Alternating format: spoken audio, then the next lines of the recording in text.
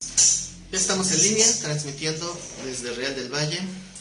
El día de hoy tenemos un mensaje profético. ¿Por qué?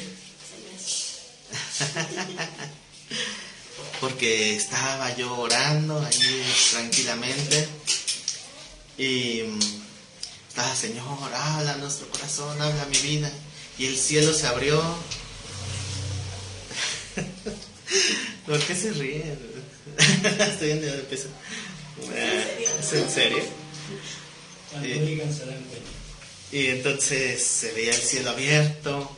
Y entonces el Señor habló a mi corazón y me dice: dales un mensaje profético, porque estos días son malos y la maldad es mucha. Así que el Señor va a mandar juicio. Y entre el día 17 y 19 de septiembre, Dios va a mandar un temblor a la Ciudad de México. ¿Por qué se ríen? No se la creen, ¿verdad? No, porque se lo fusiló de internet. Porque así ya no causa ninguna sorpresa, porque ya van años consecutivos que en estas fechas hay un temblor.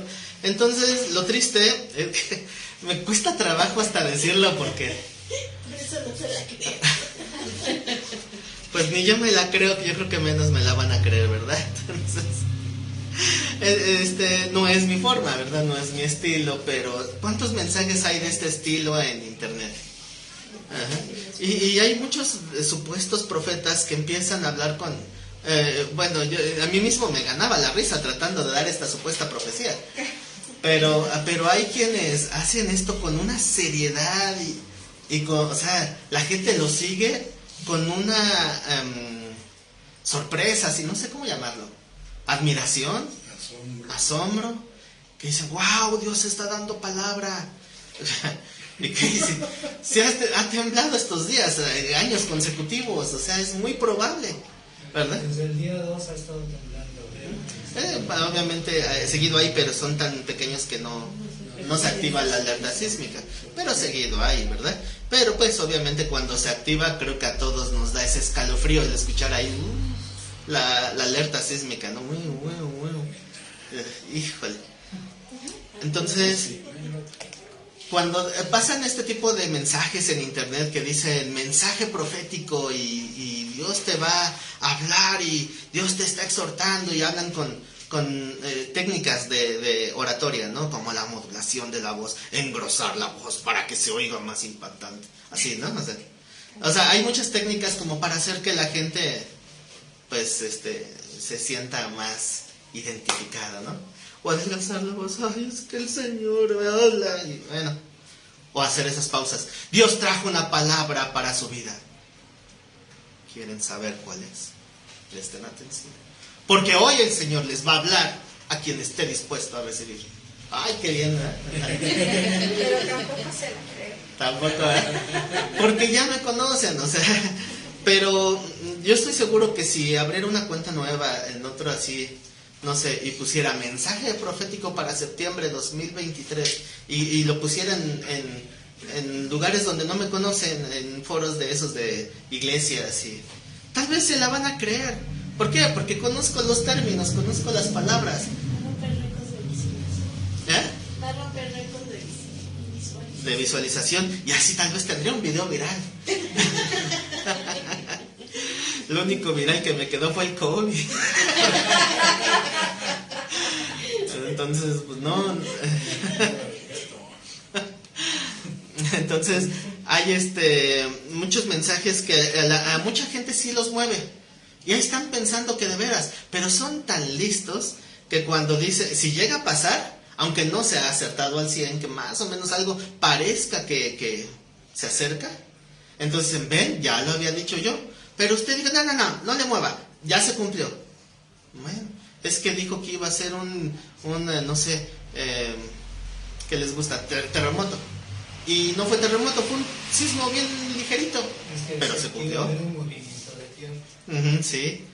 Entonces, o como no me acuerdo si fue ese tal Ronnie Chávez o quién, que profetizó la profecía más espectacular que haya visto en toda mi historia de estudiando la Biblia, porque dice: Dios me ha revelado que Dios seguirá haciendo lo que ha estado haciendo y que el diablo seguirá haciendo lo que ha estado haciendo. O sea, ¿en serio? Como si me hubieran dicho el peje se va por su maño. Sí, no, o sea, no se necesita tener revelación de Dios para entender ciertas cosas. Entonces, una de las revelaciones más absurdas, pero la mayor, digámoslo así, garantía que dan es que si le atinan, bueno, es porque yo ya lo había dicho. Y si no se cumple, o sea, una profecía que sea a nivel nación, a nivel, no sé, localidad, no se cumplió porque pues para eso dio el mensaje, para que pues nos advirtiera, y así como Nínive, ¿verdad? Dios le predicó por medio de Jonás a Nínive y ya no cayó el juicio. Pues ahí está, no cayó, ¿por qué? Porque predicó. Así yo les prediqué la profecía, pues ya no se cumplió. O sea, qué fácil, así es bien fácil. Por todos lados la evaden, ¿no? Y cuando son profecías que son particulares, por ejemplo, y yo te profetizo a ti que esto y que aquello y que el otro, pues no se ha cumplido. Espera el tiempo del Señor. Yo te dije que iba a pasar, pero no te dije cuándo. Pasan 3, 4 años, 5 años, es que no, es en el tiempo del Señor. Acuérdate que para el Señor un día son como 1000 años, ¿eh? Así que fácil. Y si se llega a dar algo parecido, igual lo mismo, ¿verdad? Ya se cumplió. O tal la manera más fácil, vamos a suponer, y Dios me ha revelado que vas a ser sano en el nombre de Jesús porque yo lo declaro y lo decreto, bla, bla, bla, bla. Y a la mera hora no funcionó. Es que no tenías fe. O tienes un pecado oculto.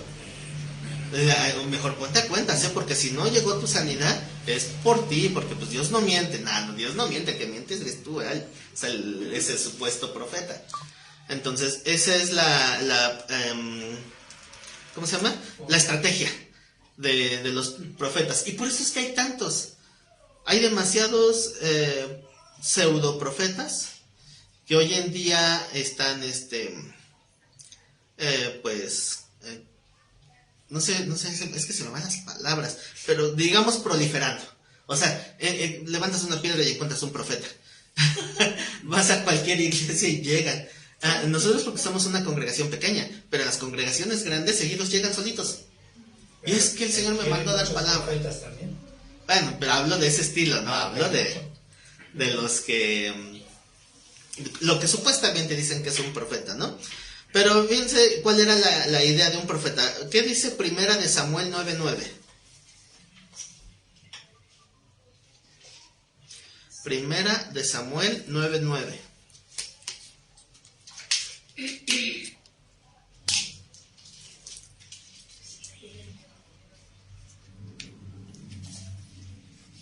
Dice, ¿Primera de Samuel 9:9? Sí. Dice, antiguamente en Israel, cualquiera que iba a consultar a Dios decía así: venid y vamos al vidente. Vamos al vidente, porque al que hoy se llama profeta, entonces se le llamaba vidente. Y fíjense de qué época está hablando el texto. ¿En qué año se escribió esto? ¿O a qué año se le atribuye la escritura? O por lo menos a la historia. ¿En qué año ocurrió esa historia de Samuel? Lo único que se podría decir con certeza que fue antes de Cristo. Es que 3000 unos dicen fechas. Más o menos. No. Bueno, desde hoy. Desde hoy hacia atrás. Son aproximadamente 2000, de hoy hacia atrás, unos 2500, 2600 años. Aproximadamente. ¿2500? A 2600. Algunos lo datan hasta el año 700 antes de Cristo. Igual, no hay mucha certeza, ¿sí? Antes de Cristo, ¿no? Claro. Entonces, ahí en ese momento donde se está escribiendo esta historia, ella está diciendo que así se le llamaba desde antes, ¿verdad? Dice, ¿a quién? Al que hoy se le llama profeta, antes se le llamaba vidente. ¿Qué significa la palabra vidente? Al que ve más allá de lo evidente. Ese es Leo, ¿no? Bueno, sí sabían que esa caricatura de los Thundercats tenía su espada, ¿no? Que La espada del augurio. Y era porque era del augurio. Porque precisamente a eso se le llama, a ese tipo de objetos de augurio se les llaman oráculos. Y los oráculos eran, a veces se refería a personas, a veces se refería a objetos. que eran los que podían ver y predecir el futuro. En sí, el Antiguo Testamento se le consideraba oráculo también, ¿no? Al Antiguo Testamento, por sí mismo, ¿no?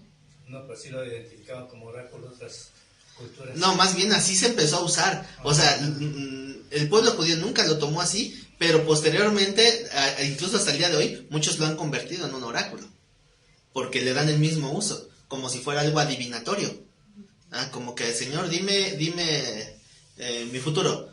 Empiezan a y de repente aquí, y ya saben la última, ¿no? La de, pídeme y te daré por herencia las naciones de la tierra. ¡Ay! Dios me va a dar las naciones de la tierra. No es cierto, no es a ti, es a Cristo. La típica del pastor, ¿cuál es? ¿Cuál? La del pastor, la del Salmo. Que ¿Cuál? si yo te puse por autoridad ante que... yo te puse como cabeza a las naciones, ¿no? Algo así. Entonces, cualquiera puede utilizar la Biblia y decir que Dios le está hablando de una manera así, aleatoria. Entonces es lo mismo, convierten la Biblia en un oráculo. Entonces, el vidente que dijiste que era. Pues apenas voy. Ahí voy. No te tardes. Al grano, sí, por favor. Está bien, ¿no? Ya voy a dejar de dar rodeos. Yo hablándoles de los Thundercats y de la espada del augurio. Sí. ¿Qué es? Y los triángulos. Sí. ¿Pero a poco así es eso, la espada? Sí, por eso decía la espada del augurio, permíteme ver más allá de lo evidente. ¿Por qué? Porque era para ser vidente. Porque la palabra evidente significa literalmente el que ve visiones, el que tiene visiones. Así en África muchas tribus consideran el oráculo como medio de vivir. Sí, porque se vuelve incluso profesión, ¿verdad? Entonces, algunos oráculos son, por ejemplo, los que leen las hojas de té, ¿sí han visto esos? Leen los caracoles o leen muchas cosas. El café. El café. O incluso cuando hacen las limpias con los ramos, les dan sus ramazos para limpiarlos. Y luego el ramo lo queman y lo abren y lo leen, según. O el huevo cuando hacen las limpias, lo echan en agua, pues lo abren y lo leen. Bueno, esos son oráculos. Yo les leía las cartas. Ya repito. Nada más pero lo hacía yo con un afán de que se dieran cuenta. Pero de ver cómo se creían las cosas, mejor me quedé callado 10 minutos. Bueno, si me van a pagar. Entonces, los videntes son esos, son todos aquellos que ven visiones. Pero como se dan cuenta, incluso en el mismo pueblo de Israel, hay una correlación entre la palabra vidente y la palabra profeta. Ahora imagínense cuánto tiempo pasó desde el tiempo de Samuel hasta el tiempo de Cristo, ¿no? Ya 500 años, 600 años, cuando Cristo lo llevan al juicio, cuando le están ya a punto de llevarlo a la cruz. Recordarán que le cubren la cabeza y le golpean. Cuando le arrancan la barba. Pero la cosa es, le dicen, profetízanos, ¿quién te pegó? ¿Por qué? Porque obviamente nosotros no entendemos eso como profetizar. Pero ellos lo entendían así, por la relación que hay de la palabra vidente. De adivino, de alguien que puede ver más allá del evidente. Aquel que tiene contacto con los dioses o así, ¿no? Los oráculos era gente también que tenía según contacto con lo divino y por eso tenía acceso a información que los simples mortales no tienen.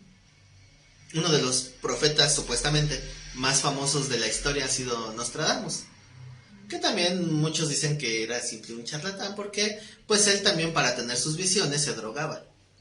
No, pues así cualquiera tiene visiones. Entonces dice que sus visiones se tenían que interpretarse y por eso hacía rimas. Algunas rimas no tenían ningún sentido de nada. O sea, muchas de sus profecías no le hallan ni pies ni cabeza, pero a muchas les encontraban interpretación. ¿Era hablar en rimas? Y a lo mejor, ¿right? Nadie supo. Pero bueno, las palabras se entendían, pero no tenían sentido. Entonces, muchos las han interpretado y muchos se encontraron que supuestamente se había. Ahora, es obvio que si hubo una revelación del futuro, no podía venir de Dios, ¿verdad? Porque el testimonio no era el de un profeta de Dios, el testimonio era de cualquier otra cosa, ¿verdad? Menos de un hombre de Dios. Así que por eso tenemos que tener mucho cuidado, porque luego sí me han preguntado, ¿y Nostradamus entonces verdaderamente era profeta?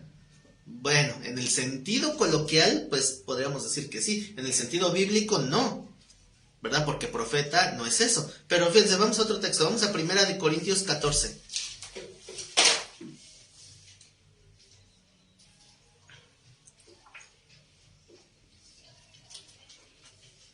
Primera de Corintios 14:1.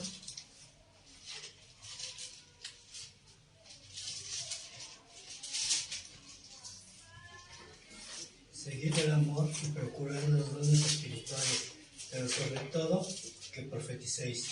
Recuerden que para poner un poquito de contexto, en el capítulo 12 es los dones espirituales, pero también ya hemos estudiado que el capítulo 12 originalmente no tenía la intención de hablar solo de dones espirituales, ¿verdad? Porque el primer versículo del capítulo 12 está mal traducido.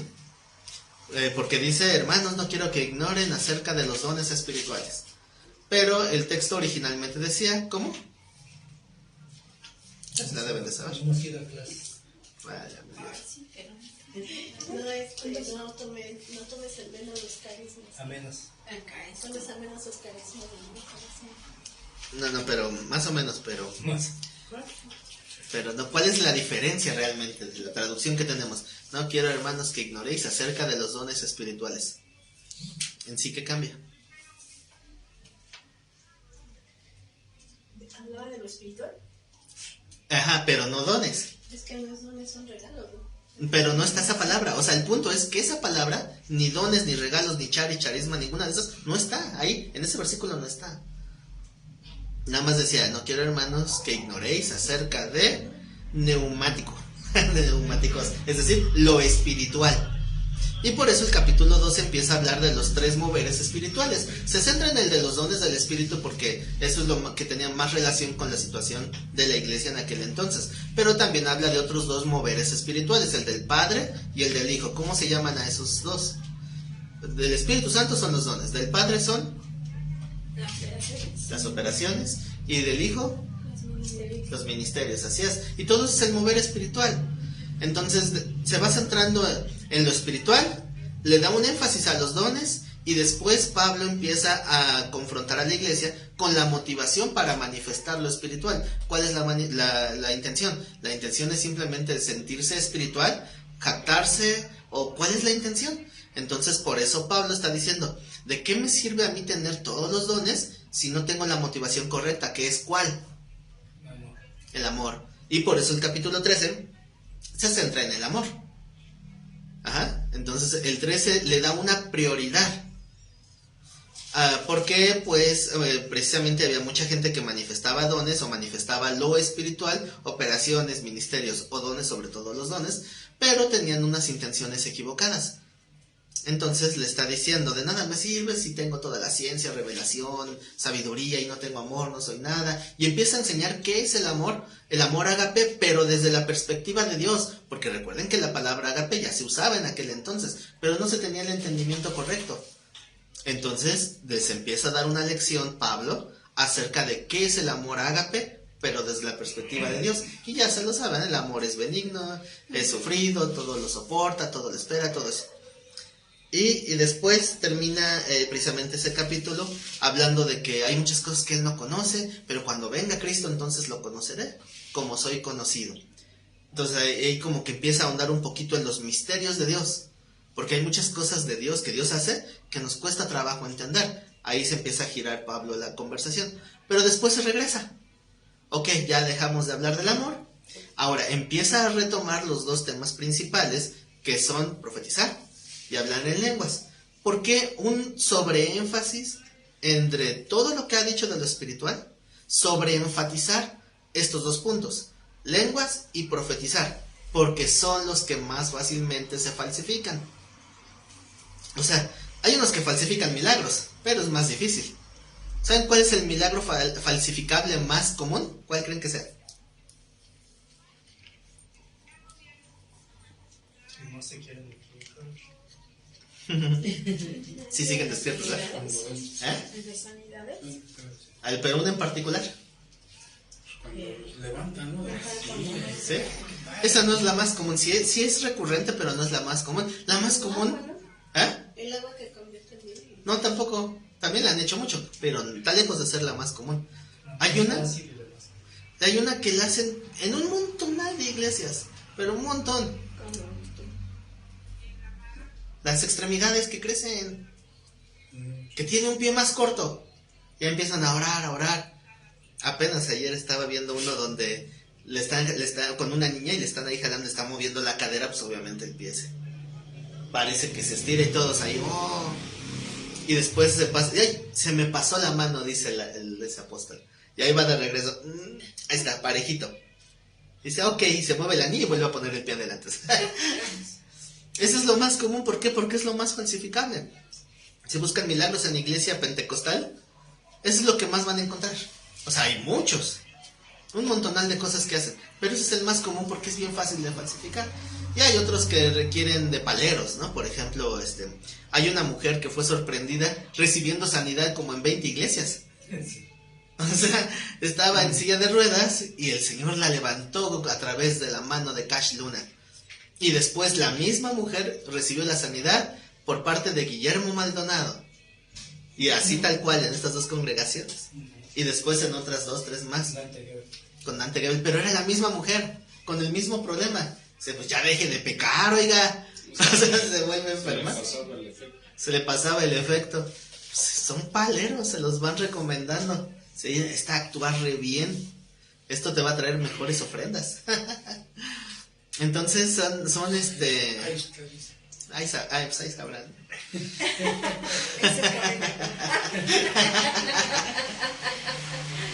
Bueno.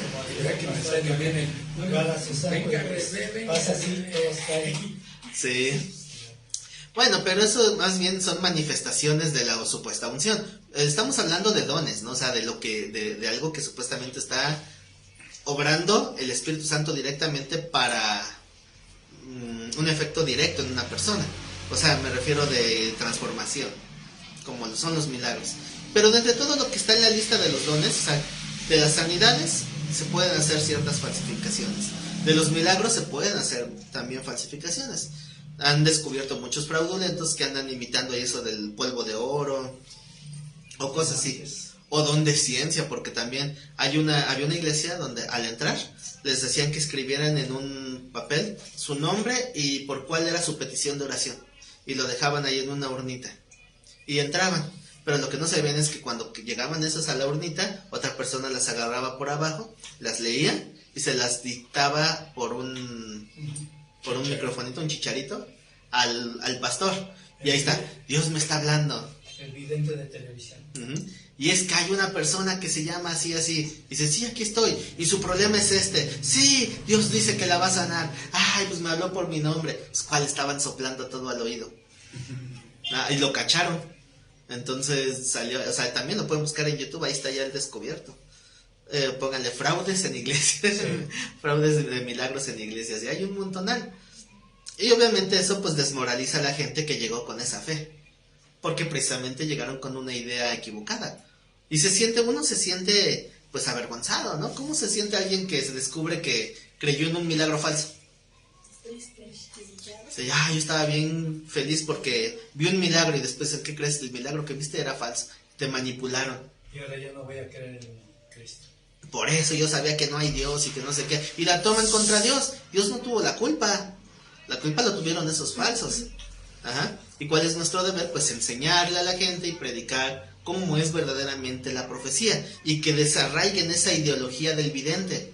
Porque está súper arraigada. Ya lo vimos en la misma escritura. Nos lo está marcando, y en varios textos, ¿verdad? Que no solamente en Samuel, que se les llamaba videntes, sino que también como trataron al Señor Jesús, de que profetízanos, ¿verdad? ¿Por qué? Porque pensaban que Él podía ver de esa manera sobrenatural. Y por eso cuando Pablo empieza a escribir el capítulo 14, empieza a retomar los dos dones que son los más fáciles de falsificar. Y los dos tienen que ver con una misma cosa. Hablar, ¿no? La lengua. ¿Se acuerdan qué dice Santiago acerca de la lengua? Que siendo un órgano tan pequeño, puede encender bosques. Sí, como una parte del cuerpo tan pequeña puede hacer tanto mal, ¿verdad? Cuando tienen un barco. Sí. Entonces dice también Santiago que si alguien pudiera refrenar su lengua sería perfecto. ¿Cuántos perfectos hay aquí?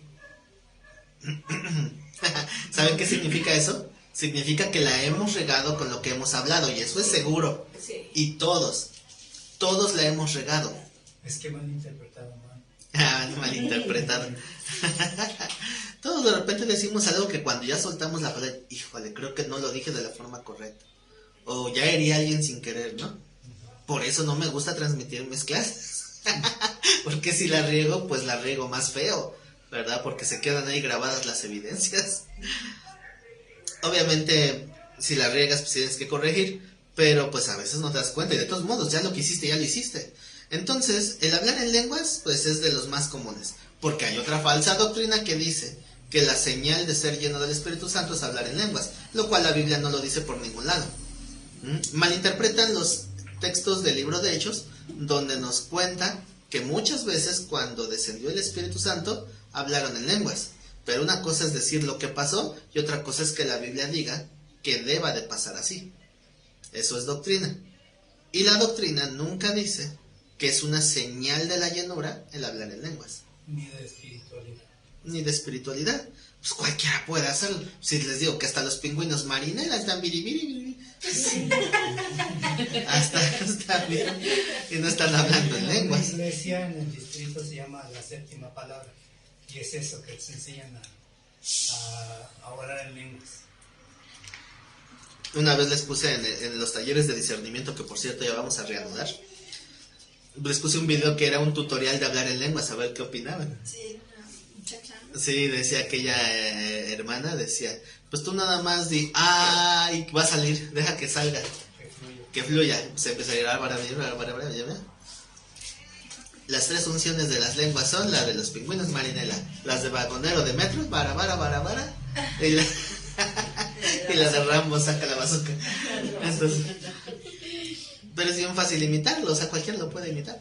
Yo lo único que he visto sobre las lenguas es el que puedas entenderle a alguien que no habla tu idioma o dar un mensaje a alguien que no conoce tu idioma. Bueno, y precisamente habría una evidencia. Y de hecho, para eso es el don de lenguas. Y la otra, las que yo veo como angélicas, es cuando estás en tu intimidad, orándole a Dios o rindiendo tu informe, como yo lo digo, ¿no? De repente no puedes expresar lo que hiciste porque te dolió y comienzas a balbucear y a decir incoherencias, pero estás tú solo. Y por eso Pablo, precisamente con esa astucia, dice, si no hay quien interprete en la iglesia, mejor hazlo en tu casa, y así pues cada quien tiene su propia comunión, y puede estar uno seguro de sí mismo, pero para que los demás no se confundan, ¿verdad? Porque si alguien dice, oye, ¿ni quién le entiende lo que está diciendo? No, pues nadie le entiende, entonces ¿quién sabe? Pablo lo dice, ¿verdad? Si alguno no ora en lengua, si no hay quien interprete, pues mejor no lo haga en la iglesia. Aunque también hay iglesias que lo ponen como si fuera obligación. Incluso hay iglesias que dicen, vamos todos a orar en lenguas. Sí. No. ¿Verdad? Entonces, si todos oran en lenguas, entonces todos hacen también milagros, todos tienen sanidades, pues obviamente no. Y es lo que dice la doctrina. Yo no le haya sentido a la persona que está dando un mensaje en lenguas y ella misma les dice lo que después en idioma entendible. O sea, se los traduce. ¿Para qué hacer eso? Mejor dígalo directo. Mejor digo la pura traducción y ya. Sí. Pues sí. Ajá. Entonces, por eso es que en el capítulo 14 Pablo empieza a aclarar muchos puntos acerca de estos dones para poder entender. Ahora, cuando dice en el 14:1, seguid el amor y procurad los dones, que también igual no dice la palabra dones, se procuren ser espirituales, eso es lo que dice el texto original. Igual, no dice procuren dones, procuren ser espirituales. Pero sobre todo, que profeticéis. La palabra que se usó ahí es la palabra profeteuo. Profeteuo. ¿Se acuerdan que hay dos maneras de saber el significado de una palabra? No es etimológica. Ajá, la etimología ahí. Y la que lo marca el diccionario. Y la del diccionario, exactamente. Ajá. Vas a decir la que dices y la que entiendo, ¿no? No, eso no son, ¿verdad? Las dos formas de saber el origen o el significado de una palabra es de estas dos maneras. Cuando hablamos de etimología estamos hablando de una raíz de cómo se formó la palabra, o sea, con qué intención se hace una palabra. Y la del diccionario, esa no tiene nada que ver con la etimología propiamente, a veces sí la ponen. Cuando buscan una palabra en el diccionario, les pueden salir hasta numerados los significados, porque tienen varios. A esos numeritos se les llaman acepciones. No excepciones, acepciones. La palabra acepción significa qué me puede entender una persona o qué me puede entender otra persona. Porque ese es el objetivo de un diccionario, decirte lo que te pueden entender al respecto. Los españoles, los mexicanos, los argentinos, y hay otros países que se expresan en un idioma más o menos común, mas sin embargo hay palabras que representan cosas diferentes en cada idioma. Entonces luego hasta te dicen, en tal país significa esto, en tal país significa esto otro. Pero porque precisamente te tratan de explicar qué es lo que la gente va a entender cuando usa esa palabra. Ahora, el diccionario es se me va, que va cambiando con los tiempos. O sea, los significados los van adaptando. ¿Eh? Se va actualizando porque las culturas van cambiando. Entonces las palabras las entienden diferente porque precisamente van adoptando conceptos diferentes. Y eso ha pasado con muchas palabras. Y pongo unos ejemplos bien sencillos. Si sabían que actualmente ya existe en el diccionario de la Real Academia Española la palabra cantinflear, ¿verdad? ¿Qué es lo que diría del significado de cantinflear el diccionario?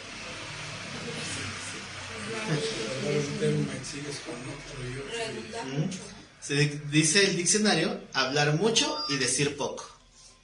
O sea, hablar más de lo que se dice. O sea, transmites poco mensaje o cero mensaje con un montonal de palabras que no tienen sentido. Eso es cantinflear. Y debería ser el Chespirito, ¿no? ¿Por qué? Porque él era el que le daba los diálogos a Cantinflas. Pues, sí, ¿verdad? ¿Quién sabe? Pero de que está en el diccionario, está en el diccionario. Pero la palabra cantinflear en su etimología, ¿de dónde viene? De la palabra Cantinflas. Del personaje llamado Cantinflas. O sea, en su etimología, de ahí viene la palabra, ¿verdad? Ya después vemos por qué Cantinflas se llamaba Cantinflas. Esa es otra historia. Pero a final de cuentas, ese es o sea, para que entiendan la diferencia entre una definición de diccionario y una definición etimológica. Otra de las palabras que se usan a veces en un contexto bíblico de iglesia, que ya cambió su significado, es la palabra apócrifo. ¿Qué dice el diccionario que significa esa palabra? Apócrifo. Ujú. Es oculto. Oculto. Dice oculto, prohibido. De hecho, el diccionario dice prohibido.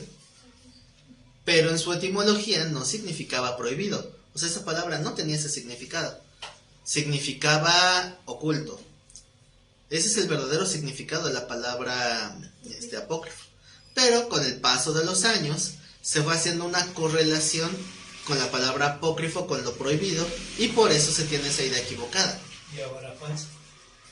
Pero si lo buscamos en el diccionario ya es algo oficial. Y eso, cosas así, por ejemplo, que me han luego reclamado porque me dicen, ay, tú dijiste que apócrifo significaba oculto y ya lo busqué en el diccionario y no es cierto. Eres un ignorante, porque el diccionario bíblico, no sé, el Vine, que es de los más prestigiosos, dice que significa falso. ¿Y qué les dices? Estudia la raíz etimológica. Estudia la etimología de la palabra para que no te vayas con la finta.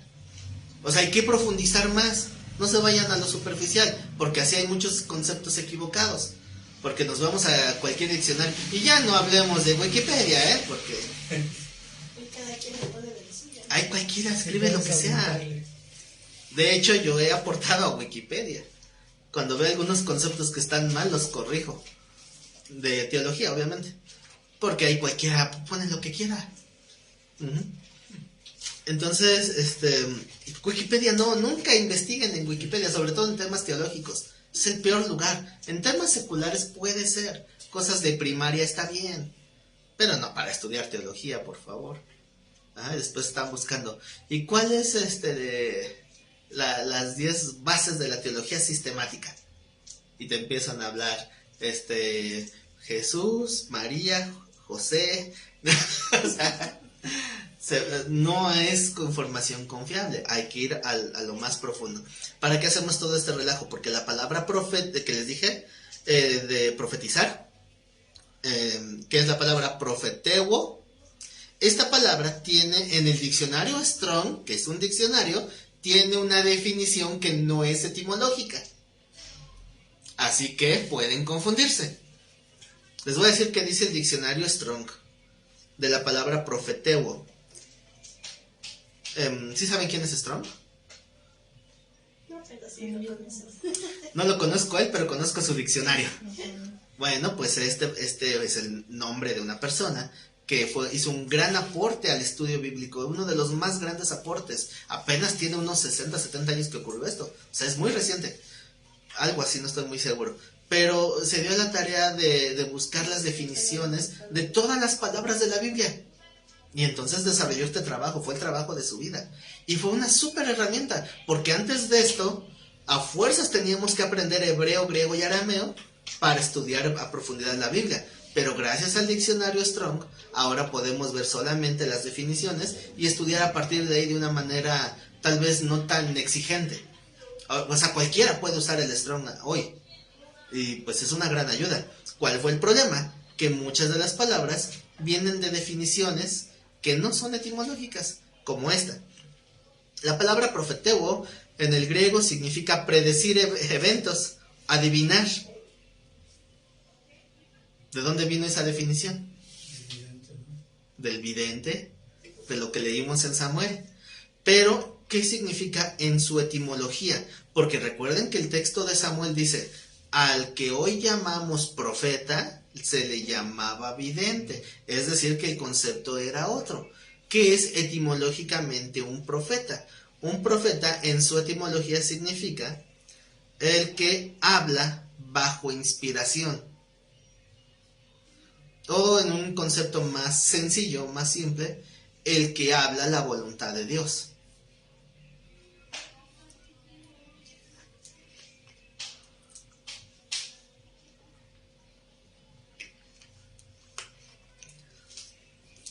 Cuando vemos esta definición, pues entonces cambia, o debe de cambiar un poco nuestro concepto de qué es un profeta. Porque yo creo que hay una base de más del 80, entre el 80 y 90% de los cristianos de hoy en día piensan que un profeta es el que te dice el futuro. Porque está bien arraigado ese concepto. Sí, pero no. Que es el que habla del futuro, ¿no? Pero bíblicamente. Sí, pero de todos modos sigue siendo equivocado. ¿Verdad? ¿Por qué? Porque un profeta te puede hablar del futuro, pero te puede hablar del presente y te puede hablar del pasado. Simplemente va a decir lo que Dios le está mandando que diga. Y los profetas, al estilo del Antiguo Testamento, ya no va a haber, porque el canon está cerrado. O sea, ya no va a haber un profeta que complete una revelación. Las revelaciones ya están dadas. Ya no hay más revelación. Por lo menos la gran mayoría de los teólogos cristianos creemos eso, que ya no hay más revelación. Ya la revelación se completó. Así que si alguien llega diciendo, tengo una palabra que dice que Dios ahora va a añadir al sacrificio de Cristo, le va a añadir el bautismo para salvación, ¿será cierto? No. ¿Por qué no? Pues porque la palabra dice que no. Ah, pero dice, arrepiéntanse y bautícense para ser salvos. Entonces, Sino que casi tiene que cruzar, que Dios subiera a la cruz, ¿no? pues sí, obviamente hay un montonal de errores, quise decir algo bien obvio, pero a veces hay cosas más sutiles, que algunos sí se dejan de engañar. ¿Va? Porque también escuché por ahí a uno de esos falsos que decía, ya sé lo que están pensando, esto que estoy diciendo no está en la Biblia, pero recibe. Pues así, cualquiera pone su religión, ¿no? Yo sé lo que digo no está en la Biblia, pero Dios me lo dio a mí, y yo te lo comparto a ti, porque a mí Dios me dio esa nueva revelación. ¿Que no tengo al Espíritu Santo igual que Pablo? Entonces, pero entonces tú también, y tú también, o sea, todos tenemos al Espíritu Santo. Son manipulaciones. El verdadero sentido de un profeta es aquel que te informa o que te acerca la voluntad de Dios, que te da a conocer la voluntad de Dios. Y para conocer la voluntad de Dios no necesitas que te digan el futuro. Por una simple y sencilla razón. Si Dios quisiera que supieras el futuro, entonces se lo declararía a todos. ¿Te gustaría que Dios te dijera cuánto tiempo te queda de vida?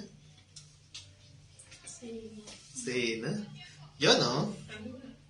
Yo creo que sería una carga. O sea, imagínense que Dios les dijera, les quedan 40 años más de vida a partir de ahorita. Dice, a ver, hago las cuentas. Bueno, está bien, ¿no? O tal vez, ay Señor, ¿por qué tanto? O ¿por qué tampoco? Cada quien sabrá su perspectiva. Pero tal vez si te dicen más de 40 años, no, tengo chance. Tengo tiempo, ¿no? O que a un jovencito le diga, tienes 70 años más de vida. 70 años, ¿no? Tal vez se les haga mucho. Se les hace mucho el tiempo que ya pasó en su vida. Cuando miramos hacia atrás a veces se hace bien cortito. Como que parece que fue ayer cuando era un jovencito de 15 años. Cuando no me dolían las rodillas. Pero ahora ya que miramos al frente decimos, uy, se hace tan largo. La vida, dice la Escritura, yo no lo digo, dice la Escritura que es como la neblina, como el rocío de la mañana. Tantito está y tantito ya no. La vida se va así de volada. Entonces imagínate que pasan 10 años, 20 años, 30 años y de repente cuando te das cuenta, en esa fecha que Dios te hubiera dado, dijeras, me queda un año de vida. Híjole, entonces ya no contamos un año, contamos 12 meses. Y el conteo se va más rápido. 11 meses, 10, 9, 8, 7, 6, ¿qué harías? Cuando digas, mañana se me acaba mi tiempo. El Señor dijo que ya mañana vienen a recoger mi alma. ¿Con qué paz estarías?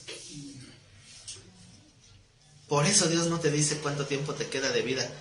Por eso no te dice cuándo va a venir el Señor. Para que vivas hoy como si fuera ese día. O sea, con el temor de Dios y caminando hacia adelante.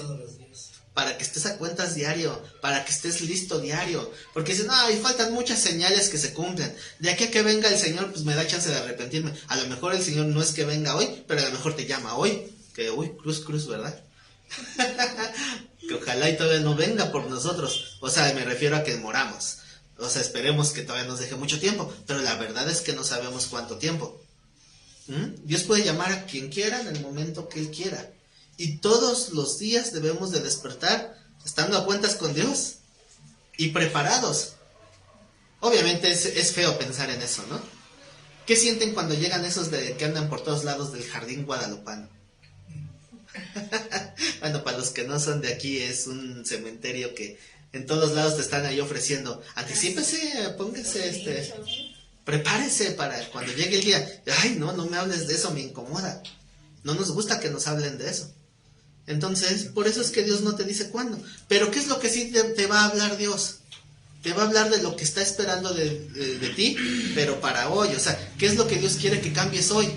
O sea, ¿para qué estar buscando un profeta que me diga que si va a temblar el 19 de septiembre? ¿Para qué? Debes estar preparado hoy. Y si llega la fecha y tiembla, ¿qué? Que sea lo que Dios diga. Tú prepárate, o sea, haz lo que tengas que hacer. Y si pasa, pues confía en Dios. Y si no pasa, pues gracias a Dios. Y si llegara a pasar algo terrible, lo que Dios diga. Pero tenemos que tener esa actitud. ¿Por qué? Porque lo que Dios quiere que se profetice es lo que necesitas cambiar. ¿Cuánta gente conocen que se ha acercado a la Biblia para saber el futuro? Yo sí empecé. Yo así empecé. La primera vez que leí la Biblia, leí el Apocalipsis, no le entendí nada. Pero era por eso, porque yo quería saber qué va a pasar. A mí me dijeron, en el Apocalipsis se revela el futuro. Entonces, ¿por qué no lo leen? Si ahí dice qué va a pasar. Y ahí empecé a leer, lo combiné con unas profecías, lo que dijeron unos pseudomaestros gnósticos, y que ahí decía que se iba a morir el Papa y que iba a resucitar y que... Y yo, ¡ay, cuánto he aprendido de Apocalipsis! No sabía nada. Nada, pero según yo, porque ya había escuchado a uno que otro por ahí. Ajá. ¿Cuántos siguen pensando lo que dice la iglesia? Bueno, algunas iglesias por ahí, que la gran ramera de Apocalipsis es la iglesia católica. No es cierto. No es. Pero a una iglesia pentecostal se le ocurrió decirlo y se propagó como lumbre esa doctrina. Sí, no es, hay que profundizar más. Y bueno, y si están preguntando, entonces, ¿cuál es la ramera?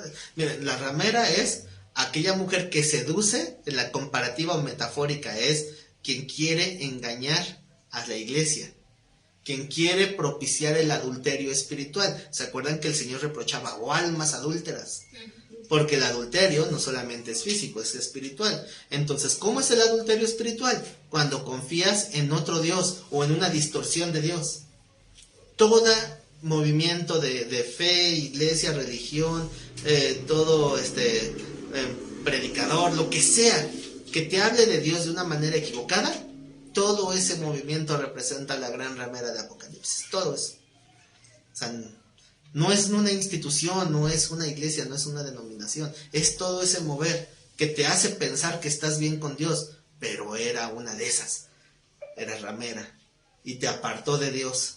Te hizo traicionar a Dios. Esa es la gran ramera. Pero bueno, ese ni siquiera es el tema, pero digo, para que no se van a quedar con la duda. ¿Cuál era el tema? ¿Cuál era el tema? ¿No te preguntaron nada? No, porque bueno, ahí en línea les pongo el título, ahí saben, ya saben el título. Entonces, la palabra profetizar implica lo más simple y sencillo del mundo. Es tener la palabra de Dios y exponerla. Es decir, predicar. Así de simple. El verdadero profeta es el que enseña la voluntad de Dios. Vamos a un texto más. Vamos a Segunda de Pedro, capítulo 1, versículo 16. Segunda de Pedro 1:16. Porque no os hemos dado a conocer el poder y la venida de nuestro Señor Jesucristo, siguiendo fábulas artificiosas, sino como habiendo visto con nuestros propios ojos su majestad. Fíjense, ¿quién está hablando ahí? Pedro. Es Pedro. Y dice que cuando anunciamos o dimos a conocer el poder y la venida de nuestro Señor Jesucristo, no fue como. Siguiendo fábulas. ¿Cuáles son las fábulas artificiosas? Pues, ingeniosas. Ajá.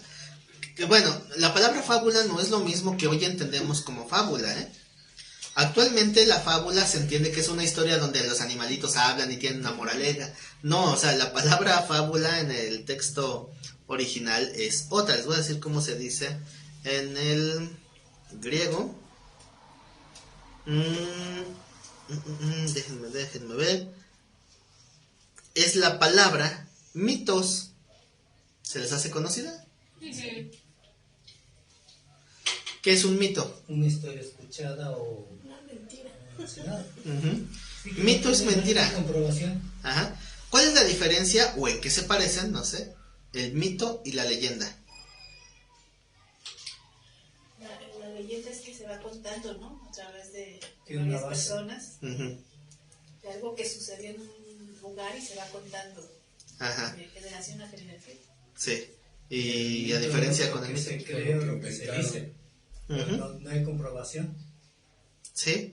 Las leyendas empiezan como historias verdaderas que pierden el rumbo. O sea, al estar... ¿Han jugado teléfono descompuesto? Así, generación con generación. Se van alterando. Según incluso dicen, por ahí escuché una teoría de que la historia de Hércules en realidad era la historia deformada de Sansón. Según, porque ya saben que las culturas al irse trasladando de un lugar a otro van camuflando o van asimilando, ¿no? Las ideologías de otros lados y les ponen nuevos nombres. Ujú. Es como la nueva de La Llorona. Y ya no busca a sus hijos. ¿Ah, ya no? Está re caro todo en la vida. No, porque sé que...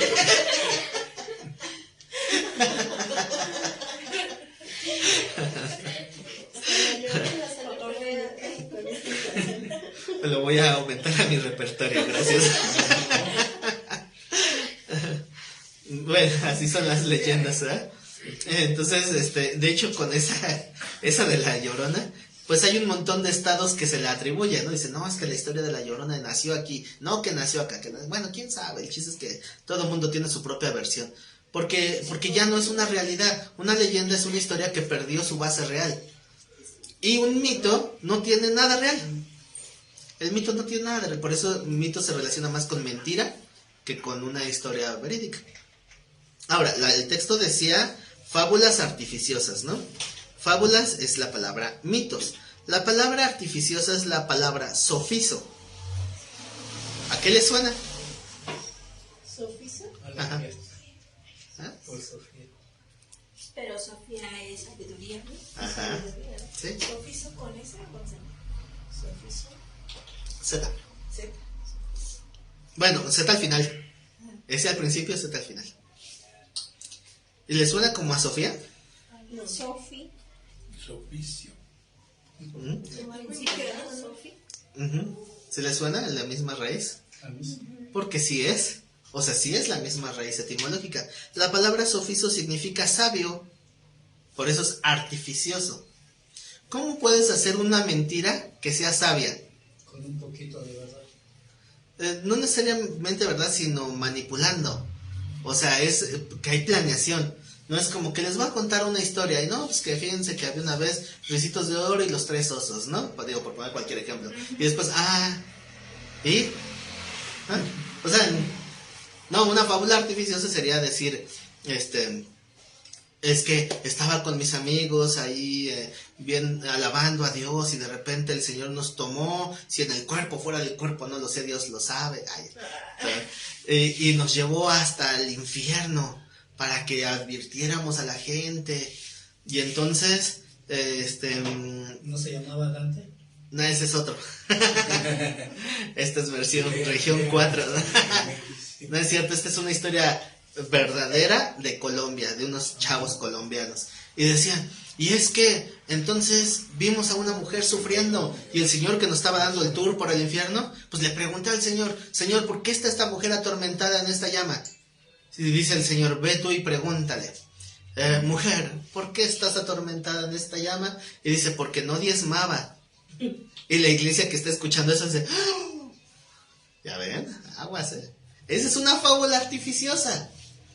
Porque ya tiene una cierta sabiduría, o sea, una manipulación con un fin. Entonces estos chavos de Colombia que traían esta historia, pues los invitaron a un montonal de congregaciones, pues les conviene el testimonio. ¿Por qué? Porque están diciendo, si no diezmas te vas a ir al infierno. ¿No es como Doña María? ¿Cuál? La que vendía tamales y que inventó el mole, y que dicen que era cristiana y que estaban en obra su iglesia, y que como pudo vendió muchos tamales, donó unas varillas, y ahora ¿qué empresa tiene? O sea, esa es una historia que se cuenta. Entonces, así de fácil se van distorsionando las historias, o se van armando, o se van utilizando para un fin, para un beneficio. Entonces, si han oído eso de que, recuerden que la Biblia dice que Dios bendice al dador alegre, ¿verdad? Sí. ¿O no? ¿Está en la Biblia? Sí. Es que no dice, está casi, pero no dice que bendice al dador alegre, dice ama. Ese pequeño cambio, muy sutil, muy ligero, pero ya tiene una intención. ¿Quieres que Dios te bendiga? Cáile. Bendice al bendecido. Por eso hay que decir eso. ¿Quieres que Dios te ame? Y así, o sea, así hay muchas historias artificiosas, como la que hablábamos al principio también de que, pues, voy a declararte sanidad, y si no eres sano es porque estás en pecado, pero yo te declaré sanidad. Fábula artificiosa, una mentira, pero con cierta manipulación sabia. Entonces, eso es lo que dice Pedro. Nosotros no usamos eso. Cuando les anunciamos el poder y la venida de nuestro Señor Jesucristo, no fue siguiendo esas fábulas artificiosas, sino como habiendo visto con nuestros propios ojos su majestad. A ver, ¿este texto nos aplica a nosotros? Yo digo que sí. Vean cómo dice el 17. Pues cuando él recibió de Dios Padre honra y gloria, le fue enviada desde la magnífica gloria una voz que decía, este es mi hijo amado, en el que tengo complacencia. ¿Sí se acuerdan cuándo ocurrió eso? ¿Y Pedro estaba en el bautizo? No. ¿Qué dice el versículo 18? Nosotros oímos esta voz enviada del cielo cuando estábamos. Entonces, ¿sí fue testigo o no fue testigo? Sí. Pero no la del bautizo. Lo que pasa es que esto ocurrió 2 veces. Cuando Cristo fue bautizado y en la transfiguración. Cuando está Pedro, ¡ay, qué bueno que estamos aquí! Le podemos hacer una enramada a Elías y a Moisés también. Yo me imagino al Señor Jesús volteando junto con Moisés y Elías viéndolo a Pedro así como que...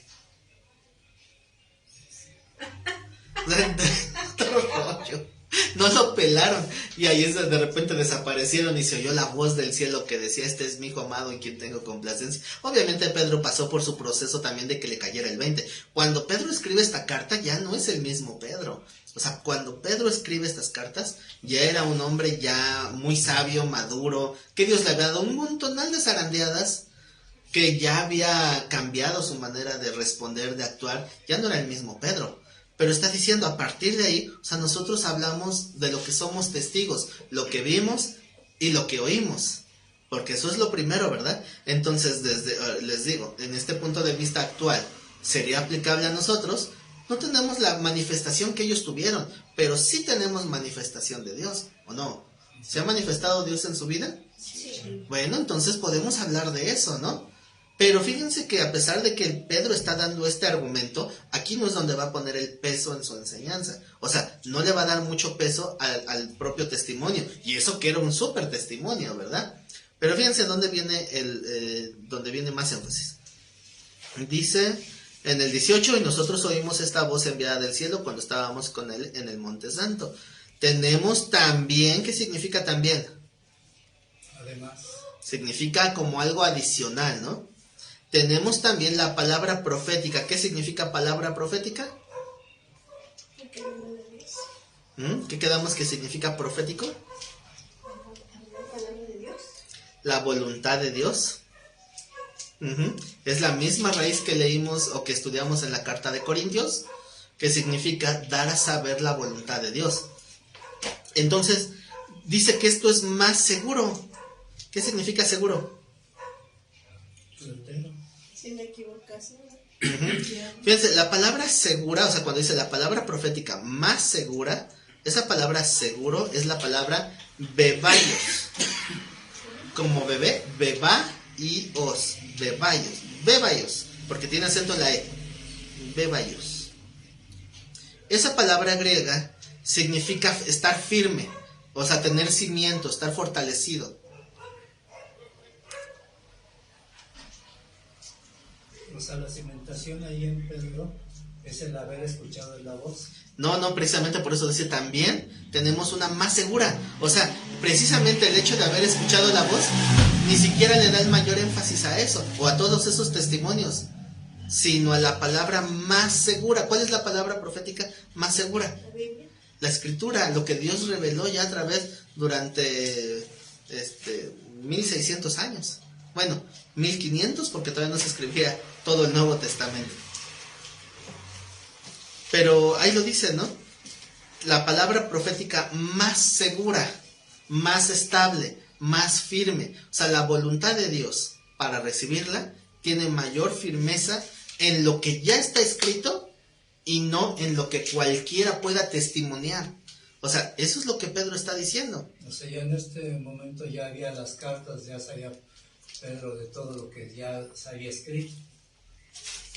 Él se está refiriendo al Antiguo Testamento, porque todavía no se recapitulaba todo lo del Nuevo. Quería llegar. Bueno, Pedro de alguna manera le da el aval a las cartas de Pablo, porque recuerden que él dice que los indoctos e inconstantes tuercen las escrituras, refiriéndose a las de Pablo, como también las otras escrituras, y se refiere al Antiguo Testamento. O sea, esa expresión de alguna manera le está dando la misma validez a lo que Pablo escribió junto con el Antiguo Testamento. Porque al final de cuentas lo que nos hace identificar que las cartas de Pablo son genuinas es porque tienen un fundamento en el Antiguo, porque están en una armonía con todo el Antiguo Testamento. Como recordarán, hay cartas o hubo cartas que se escribieron en las mismas épocas que no coincidían con el Antiguo Testamento y pues no fueron recibidas como canon, sino que fueron desechadas o ocultadas, de ahí lo de apócrifo. Pero todo lo que Pablo escribió tenía un sustento sólido en el Antiguo Testamento y por eso se le da ese aval. Ajá. Entonces, así que si en el primer siglo está diciendo Pedro, tenemos la palabra profética más segura, más estable, ¿cuánto más hoy? Que hay muchos que se dicen que son profetas, que tienen visiones, que tienen sueños proféticos. ¿Saben qué es la parte más ridícula de ese movimiento profético? Ni siquiera son los mensajes, son los actos proféticos. ¿Saben cuáles son los actos proféticos?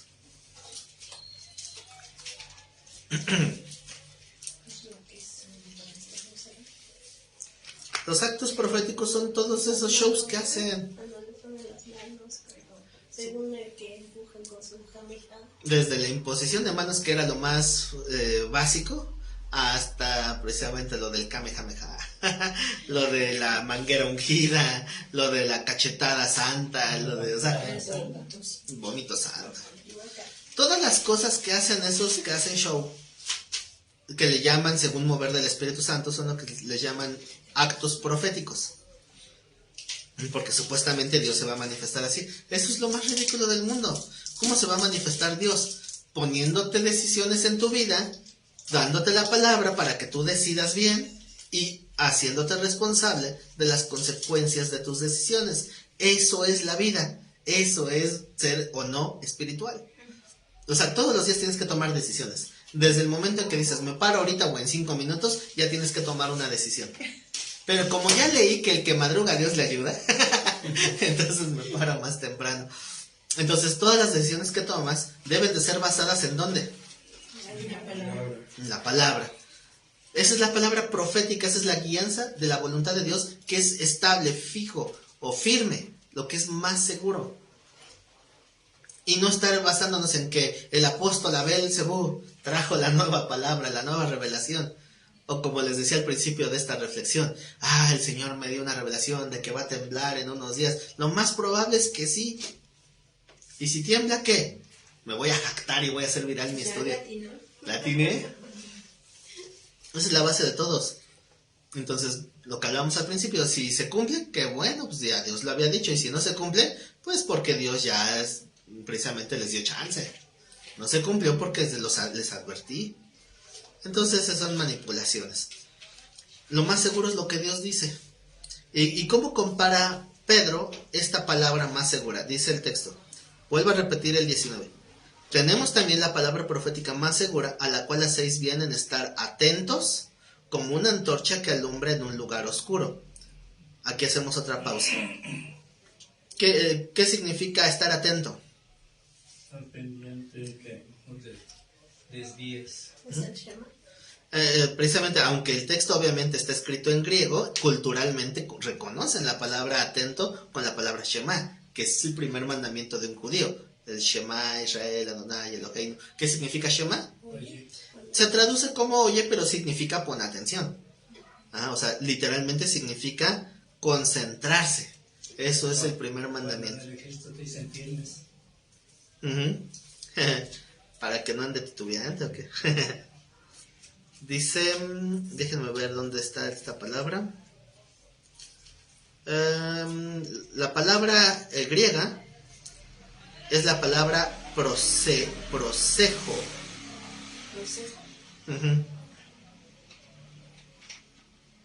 ¿Con ese o con Z? Con ese. Prosejo. ¿De qué es? Es la palabra que se tradujo estar atento en griego, en el texto de Pedro. Y esta palabra significa, como pues su nombre lo dice en la traducción, prestar atención, pero significa sostener la mente. O sea, es no te apartes de tu mente. No pienses en No otra distraerse. cosa. No distraerse. Y esto también, no sé si les vino a la mente a ustedes, pero a mí me recordó lo que Dios le dijo a Josué. Que no se aparte de tu mente este libro de la ley y meditarás en él día y noche para cuidar de hacer conforme a todo lo que está escrito para que a ti y a tus hijos les vaya bien. Es lo que le dijo Dios a Josué, ¿verdad? Y le dice también más, le dice, si tú haces esto, yo estaré contigo como estuve con Moisés. ¿Se imaginan tener el mismo respaldo que Moisés tuvo? Que cuando levanto la vara se abre el camino. Ah, qué padre, ¿no? No, levanto la vara y ni quien me pelee, ¿no? Bueno, ¿qué es lo que necesitas para que Dios te respalde? Porque luego es que Dios no, siento que Dios no me respalda. Oye, no estás viviendo la voluntad de Dios bien. Porque hay cosas que sabemos, no nos hagamos. Sabemos que hay cosas que Dios ya nos dijo, no os hagáis, dice el Señor. Que seguimos batallando y no las dominamos. No las hemos vencido. Entonces, pero si quieres que te sustente igual que a Moisés.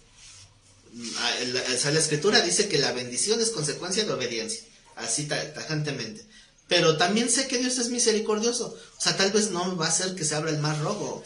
O cuando se inunda aquí atrás, ¿verdad? Tal vez no se va a abrir la inundación. Pero Dios es misericordioso. Y de todos modos sigue siendo nuestro Padre y Él nos va a seguir cuidando. Ahora, eso ya lo sé. ¿Qué me falta? Pues ponerme las pilas para que tenga el respaldo que tuvo Moisés. ¿Y todo en base a qué? A poner atención. Porque ¿qué pasa si vas caminando por un lugar oscuro? Te puedes caer, ¿no? Te puedes tropezar, te puedes ensuciar o chocar con algo. Y apenas hace unos días me pasó que iba yo manejando tranquilamente en mi cochecito y estaba todo inundado, entonces no se veía nada. Y de repente, pues no lo vi porque estaba inundado, pero había una coladera abierta y ¡pácatelas! Que se da el golpazo. Y ¡paz! Luego la otra llanta, ¡paz! Digo, ¡qué coraje me da! ¿Cuál fue el coraje? Porque acabo de arreglar la suspensión. Ese fue el coraje. Lo que más coraje me dio.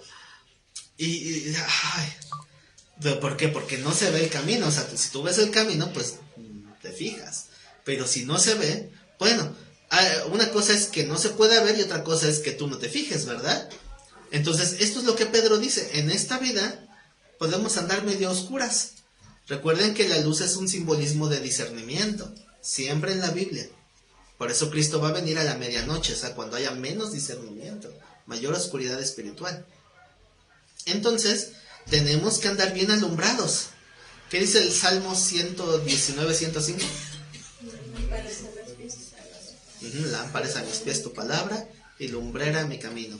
Entonces, ¿cómo alumbramos? Hay otro, no me acuerdo ahorita la cita, pero hay otro texto por ahí, tal vez ustedes recuerden, que dice, ¿con qué guiará el joven su camino? Pues conseguir la palabra de Dios. Entonces la Biblia es como la lámpara. Recuerden que las lámparas de aquellos entonces no eran como las lámparas de hoy, ¿verdad? Que hoy pones tu celular y pues, lo prendes la lámpara. Pero, ¿cómo funcionaban las lámparas de antes? Con aceite. ¿Y el aceite qué representa? El Espíritu Santo. ¿Por qué se quedaron las 5 vírgenes insensatas fuera? Porque no estaban llenos de Dios, no tenían llenura del Espíritu Santo. Y tenían la palabra, o sea, la Biblia la tenían, porque esa es la lámpara. Pero ¿de qué sirve una lámpara apagada? Sin aceite. Sí, ¿saben lo que significa insensato, no? La definición más tranquila es necio. Tiene otra traducción que ahí luego se las platico. Que también se las refiere a los Gálatas, pero esa es otra historia. El caso es que si tenemos la lámpara, pero no la prendemos, ¿sí saben que hoy muchos convirtieron la Biblia en desodorante? Muchos cristianos la llevan nada más debajo del brazo. Ya la había convertido desde hace muchos años. Ahorita ya es más digital, ¿verdad? Sí. Sí, ya está perdiendo validez mi referencia. Pero pues hace unos 10 años, casi todos los cristianos siempre se les caracterizaba porque llevaban a 2 lados bajo el brazo su Biblia. Y así la llevaban como desodorante bajo el brazo. Pero no la leen, ¿verdad? ¿Sí saben cuál es la Biblia crujiente? La que no se ojea. ¿Por qué crujiente? Porque las Biblias recién encuadernadas están apretadas, porque conforme el uso se van cediendo la costura. Cuando abres una Biblia nueva, normalmente cruje la hoja.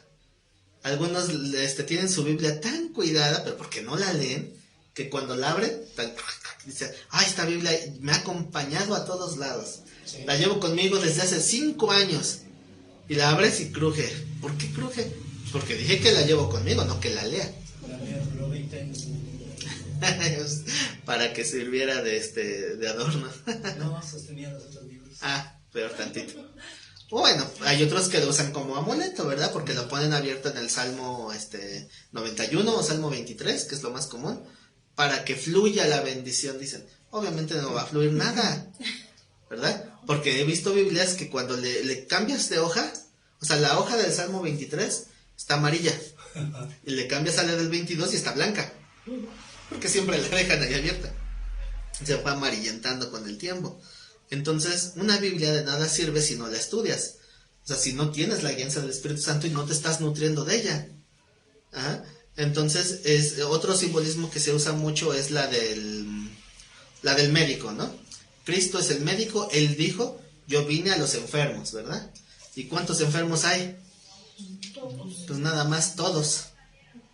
Cuando Cristo hizo esa referencia del médico que no vino a los sanos, estaba de alguna manera ironizando, porque no hay ni uno sano. Entonces, si nos sentimos mal, vamos al médico. Pero no sé por qué, pero casi siempre vamos al médico cuando ya no aguantamos, no cuando empiezan síntomas, sino cuando ya no aguantamos. Excusas hay muchas, pero sí hasta que no. Sí, ponemos excusas, pretextos, y a veces hasta que estamos bien mal, ya vamos al médico.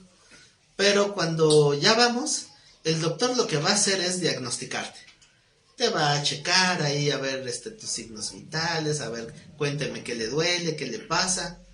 Cuando vamos a la Biblia, pues es lo mismo. Vamos al diagnóstico. Voy a leer la Biblia para ver dónde están mis síntomas. Ah, este síntoma yo lo pasé.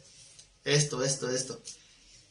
Entonces, ¿qué va a hacer Dios? Darte la palabra como si fuera la receta, ¿verdad? Es que me duele mi corazón y no puedo ser feliz. Y el doctor te dice, ¿ya perdonaste? Porque si no perdonas, esa raíz de amargura impide el fluir de Dios. Ahí está la receta. La receta, imagínense que dice 2 inyecciones diarias. Ay, no, mejor me aguanto el dolor. Bueno, eso me pasa a mí.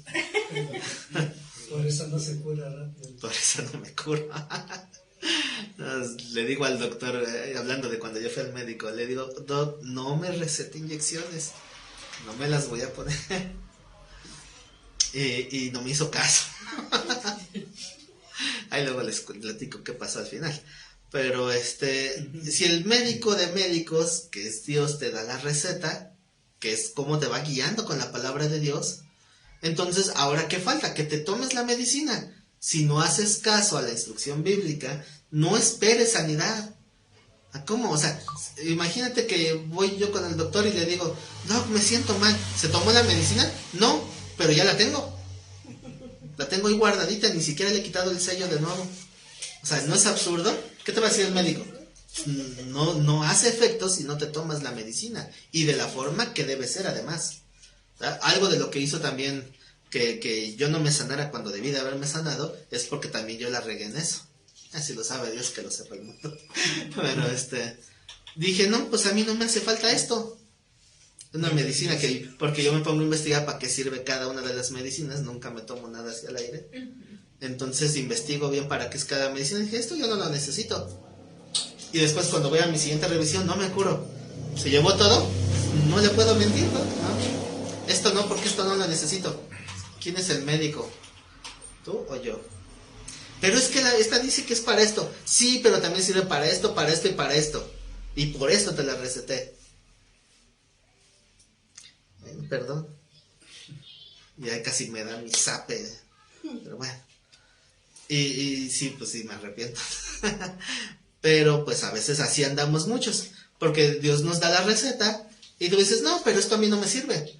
Mira, a mí me sirve eso de la bendición, me sirve Filipenses 4:13, me sirve Salmo 23, me sirve Salmo 91, pero con eso de que perdona a tus enemigos, no, eso no me sirve, ¿no? Eso de arrepiéntete de todo tu corazón, ay, no, el Señor no sabe, ¿verdad? O sea, no es que es que Él no sabe, ¿no? ¿Cómo no va a saber? Entonces, no, así no va a funcionar. Esa es la palabra profética más segura. Una vez alguien dijo, Es que a mí Dios no me habla. Mira, aquí está la Biblia, toma. Aquí Dios te habla. 66 libros donde Dios te habla. ¿Y dices que no te habla? Es que yo quiero que me hablen sueños, visiones. Oyes, primero entiende lo que ya está redactado. Y después buscas visiones. Y eso nunca ha hecho falta. Ahorita no estás de visión. Esto es de visionudo. No ves ni lo que está escrito. Hasta algunas Biblias te lo ponen hasta en letra roja, ¿verdad? Lo que Cristo dijo. ¿Para qué creen que lo ponen en letra roja? Para los flojos que no quieren leer. Los quieren leer contextos. Porque de alguna manera te están diciendo, mira, aquí ponle más atención porque es la palabra directamente lo que él habló. Que bueno, igual de todos nos tienes que estudiar el contexto, pero es solamente una manera de explicarlo, ¿no? Que si eso no lo lees, pero sí quieres que te dé un sueño profético. Y también hay quienes les gusta buscar ese tipo de gente. O sea, van a las iglesias donde está el pastor que siempre recibe revelaciones. El que siempre está con que hoy Dios me dio un sueño y una visión. O sea, sí puede pasar, yo no digo que no. Pero aquí, ¿qué dice Pedro? Tenemos la palabra profética más segura. Dice, a la cual hacéis bien en estar atentos, como una antorcha que alumbra en un lugar oscuro. Y por eso hablábamos de la lámpara. Te alumbra como antorcha en un lugar oscuro para que no te tropieces, para que no te caigas. Pero algunos se van caminando a ciegas. ¿Quién en su sano juicio se pone a caminar rápido en una habitación oscura o que no ves nada? Que desconoce. Por lo menos vas con las manos ahí tentaleando, ¿no? Pero ¿quién caminaría como si nada? Pues te tropiezas. ¿Nunca les ha pasado que le dan una patada al mueble con el dedo chiquito del pie? ¿Y qué dices? ¿Por qué carambas no prendí una vela? O sea, sí, o un cerillo, la lámpara del celular, algo. Y es lo que Pedro está diciendo. Pon tu lámpara, pon tu antorcha. El Señor te dio una antorcha bien buena para alumbrar tu camino como si fuera un lugar oscuro. Y así vas a ver todas tus decisiones. Así que cuando tengas que decidir cualquier cosa en la vida, que decidir, me voy a parar ahorita o más tarde, o decidir, estudio una carrera o mejor me pongo a trabajar, o no sé, cualquier decisión que quieras en la vida. Pongo negocio de quesadillas o negocio de tacos, todo, fíltralo por la palabra, usa la Biblia para que sea un filtro. Sí, pero yo ya busqué todos lados y ningún texto dice que si pongo quesadillas o tacos. Bueno, ¿qué dice la Biblia al respecto? Cri, cri, cri, cri. No, de plano. Es que no dice nada. No, sí dice y dice mucho. Primeramente, ¿qué dice? Que el Señor no vino a ver lo material. O sea, que no te centres en lo material. Sino porque se acuerdan de aquel joven que dice, maestro, dile a mi hermano que parta la herencia conmigo. Y él le dice, yo no vine a eso. A mí nadie me puso por juez y partidor. Pero ten cuidado. Porque la vida del hombre no consiste en los bienes que posee. O sea, ¿sé qué? Pon puesto de tacos o de quesadillas, pero no te dejes de congregar. No dejes de orar, no dejes de estudiar, porque eso es más importante que el negocio que quieras. Segundo punto a considerar, todo lo que hagas secularmente, hazlo como para Dios y no como para los hombres. Entonces otro punto que debo considerar. O sea, la Biblia sí habla de todas las decisiones que podamos tomar, pero hay que tener el conocimiento claro para ver qué voy a extraer, cómo lo voy a aplicar. Y entonces vas a tener tu antorcha lista. Y cuando alguien llegue y te diga, no, la regaste, era mejor esto, aquello. Mira, este negocio era mejor porque tiene cosas ahí medio ilícitas, pero sacas ventaja. O por medios deshonestos. Y tú puedes estar totalmente tranquilo y decir, no, ese no me interesa, ese no es el camino que a mí me gusta. ¿Por qué? Porque tengo mi antorcha que me dice que eso no va a tener un buen final. Ahí está la antorcha, alumbrándonos. Y nadie llegó a profetizar. Hermano, profetíceme, quesadillas o tacos. Busca a Dios. Todas las demás llegarán por añadidura. ¿Qué dice después el texto? Dice, hasta que el día esclarezca y el lucero de la mañana salga en vuestros corazones. Recuerden que esto del día de que esclarezca, ¿no les recuerda un poquito a la lucha de Jacob con el ángel? Sí, el ¿Ah? alba. Hasta que raya el alba. Sí, dice, déjame porque ya raya el alba, es decir, ya va a amanecer. ¿Por qué ahí es un contexto que se oye tan diferente? Porque sí saben la historia de Josué peleando contra el ángel ¿Dije Josué? Sí. No lo conocemos. Ven, a ver si están poniendo atención. Jacob. Pero también Josué se postró ante él. Bueno, Josué, Sí, pero él no peleó. Él se rindió luego. Jacob, peleando, ¿en dónde? A ver. Hay un valle de él. ¿Eh? No, ahí es donde la visión. Valle de En un vado. Que se llamó El vado de... Valle de Jacob. Se los agarré en curva. Es que algunos dicen el vado de Jacob, pero no, dice el vado de Jaboc. Sí, y se van luego con la finta porque suena similar. Pero bueno, estaba ahí peleando Jacob como en el ángel de Jehová. Lo digo despacito para no regarla. Entonces le dice, no te suelto hasta que me bendigas. Suéltame, ¿por qué? Porque ya raya el alba. ¿Cuál era la apuración? Eso es la pregunta principal. He ahí el meollo del asunto. Porque espiritualmente, simbólicamente, la oscuridad habla de la falta de discernimiento y por lo tanto la luz significa el ser expuesto. Ajá. ¿Y qué es lo que va a pasar cuando salga la luz en ese pelear? Dice, ya todo va a salir a la luz y todo el mundo va a ver lo que eres. Un usurpador, engañador, tranza, gacho, mala onda. Eso yo lo añadí yo. Eso fue añadidura mía. Pero Jacob significa engañador y usurpador, ¿no? Entonces, eso es lo que significa. Ya raya el alba. Suéltame porque ya vas a ser evidenciado. Y pues con más razón no te suelto. ¿Por qué? Porque tú eres el único que me puede transformar. Y por eso le dice, bueno, entonces declárame lo que eres. Claro que en la traducción le dice, dime tu nombre. Pero eso es lo que dice en el texto original. Declárame qué hay dentro de ti. Declárame qué es eso que no se ve. Exponte delante de mí. Soy un tranza, soy un Jacob. Eso es lo que yo quería. Ya no, ahora sí te puedo transformar. Ya no vas a ser un Jacob. Ahora vas a ser un Israel. Un victorioso de Dios, un vencedor de Dios, príncipe de Dios, todos son significados de Israel. Nos puede aceptar y confesar. Es exponerse delante de Dios. Si quieres que Dios te transforme, ¿qué tienes que hacer? Exponerte delante de Dios. O sea, tú saca a la luz delante de Dios lo que los demás no ven. O sea, no tienes que exponerte delante del mundo, solo delante de Dios, para que Él te transforme. ¿Por qué? Porque llegará el día donde salga a luz todo, porque el Señor lo dijo, no hay nada oculto que no haya de ser manifestado. Ajá.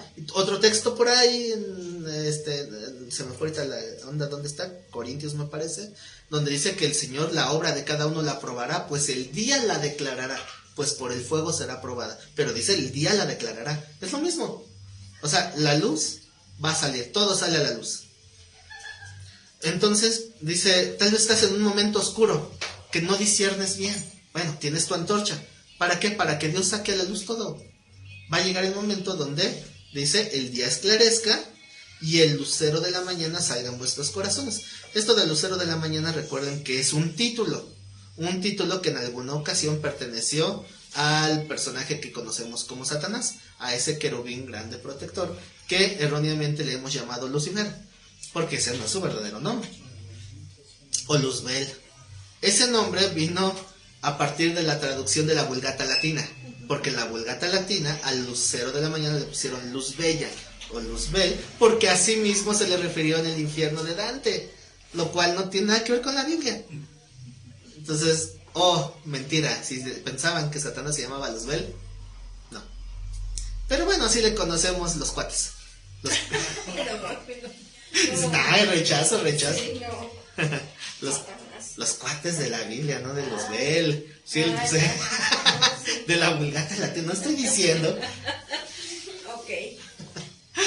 Entonces, el título de Lucero de la Mañana se le fue arrebatado.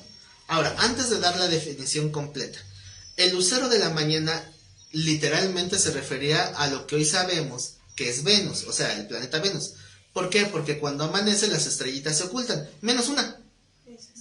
Esa estrella que se ve realmente no es una estrella, es Venus. Generalmente la vemos junto a la luna, cerca de la luna. Bueno, ¿por qué? Porque es un símbolo de la luz que permanece cuando ya acabó la noche y sigue sigue dándonos luz. Entonces, por eso se convierte en un símbolo de esperanza. El lucero de la mañana se refiere a eso. Hay quienes dicen que el lucero de la mañana simplemente es el primer resplandor que viene del sol, pero históricamente hace más alusión a esa estrella. Sí, pero significa símbolo de esperanza. Y ese título, ¿quién lo tiene hoy? Jesús. Jesucristo es el quien ahora tiene el título de lucero de la mañana, el lucero resplandeciente de la mañana. Por ahí había una canción de Jesús Adrián que decía algo de eso, ¿no se acuerdan cómo iba? Dice, no me acuerdo, pero hablaba del lucero de la mañana. Y por ahí hubo unos cristianos que dijeron, le está cantando a Satanás. No, no le está cantando a Satanás. A veces tampoco le canta a Cristo, la verdad, pero esa canción se refería a Cristo. Ajá. Pero no se preocupen, Jesús Adrián no le ha cantado a Satanás hasta donde yo sé. No, o sea, esas son mentiras. Dice, su hija sí, pero Satanás. Sí. Entonces, es por un título. ¿Nadie se acordó de la canción? Esperaba que alguien se acordara. Nomás en las mañanitas. Que no. Una canción de Jesús Adrián. Sí, Entonces, bueno, ahí la buscan de tarea. No tiene mayor importancia.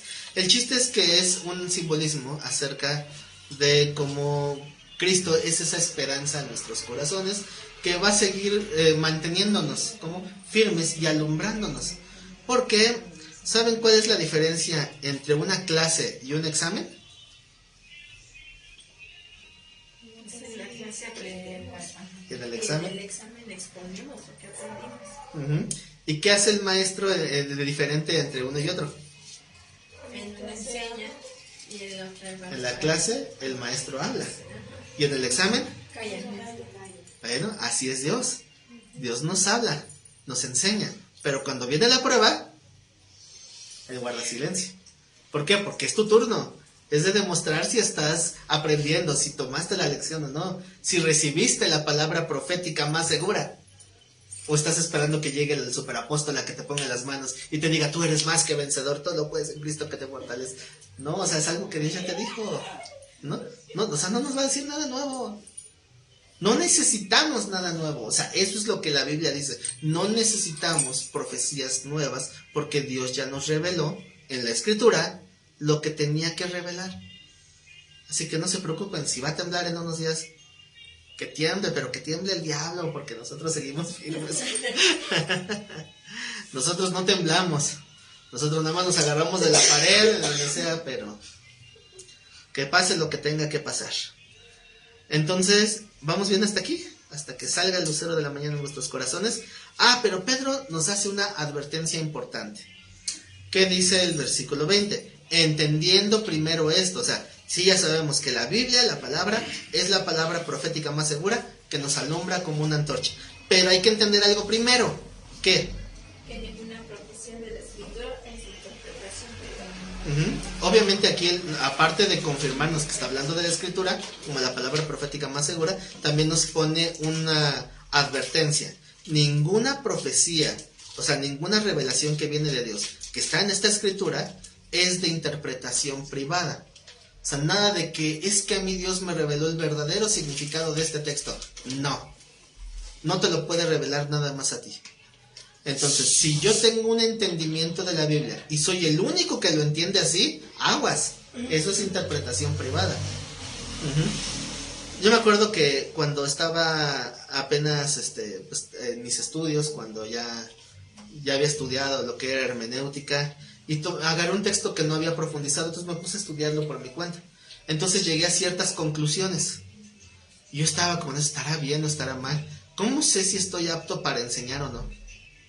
Entonces el profesor que está dando clase dice, o sea, yo no sabía, pero coincidió en el mismo texto que le iba a analizar. Y dice, este texto, pues vemos con estas bases que se refiere a esto, esto y esto. Y llegó a las mismas conclusiones que llegué yo. Entonces, dice, cuando tú ya eres capaz de llegar a estas conclusiones por ti mismo, significa que ya estás apto para enseñar. Ay Dios, gracias. Estás dando una confirmación. Pero obviamente, ¿qué significa? Que no puedo atenerme nada más a que yo interprete y que mi interpretación no coincida con la de nadie más. O sea, tengo que ver por qué. Porque la interpretación no es privada. Porque también así dijo cierto Carlitos Russell, que dijo, solo con mis libros se puede interpretar el Apocalipsis, que es el más difícil de interpretar. Pero dice, solamente yo puedo interpretarlo. Y ahí está la secta. Lo malo del libro del Apocalipsis de esa secta es todas las imágenes que trae, que son literal, las vienen como tal, ¿no?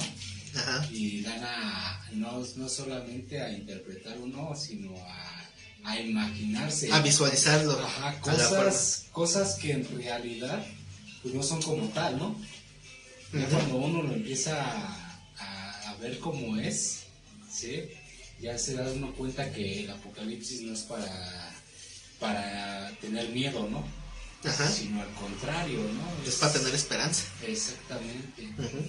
Entonces todo eso va a depender precisamente de cómo Dios va guiando a la iglesia en conjunto. Nunca Dios le va a dar un entendimiento a una persona aislada de todas las demás. Y por eso es la advertencia. Sí, tenemos ahí la antorcha que nos alumbra. Obviamente Dios levanta ministerios, pastores, maestros, sobre todo, que son los principales en ayudar en el discernimiento de la palabra. Pero el maestro tiene que estar consciente que si su interpretación nadie más la comparte, es un 99% de error, o sea, de seguridad que es un error. Entonces cuando yo llego a alguna conclusión, me pongo a ver qué otras posturas hay.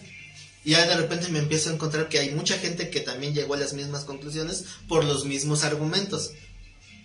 Ok, estoy más tranquilo.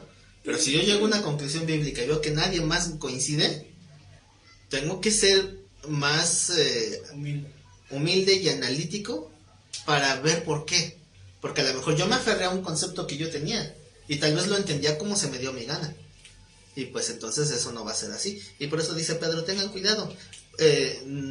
Dice, porque nunca la profecía fue traída por voluntad humana, sino que los santos hombres de Dios hablaron siendo inspirados por el Espíritu Santo.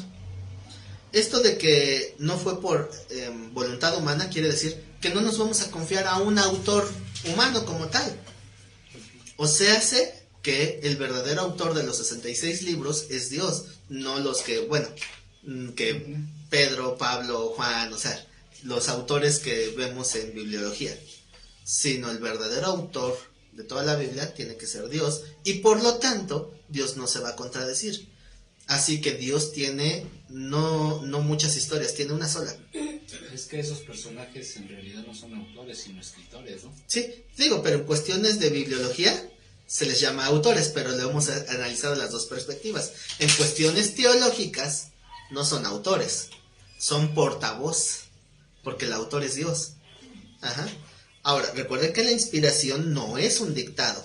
La inspiración es una guianza del Espíritu Santo para recabar la voluntad de Dios, la revelación. Así que la revelación tiene que cuadrar y tiene que coincidir, no solo en las escrituras de la Biblia, sino en las respectivas interpretaciones. Por eso Pablo exhorta a que estemos unánimes hablando una misma cosa. Y cuando dice hablando una misma cosa, obviamente se refiere a lo que hablamos de la palabra, no hablar de todos los temas en particular. Dicen, quieren que todos hablemos de fútbol y a mí no me gusta el fútbol. Obviamente no se refiere a eso, se refiere en cuanto a cómo predicamos y cómo interpretamos, que todos estemos en un acuerdo. Hay cosas secundarias que toleramos, pero siguen siendo tolerancia, no es lo ideal.